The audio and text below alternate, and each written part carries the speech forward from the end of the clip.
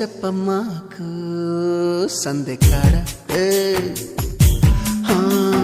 సోకంత దాచుకోకు కోక నీడ పెళ్లి చీర కట్టేదాకా రెచ్చిపోకు పెద్ద పెద్ద ఆటలేవి ఆడమాకు అలవాటు చేసుకోవాలి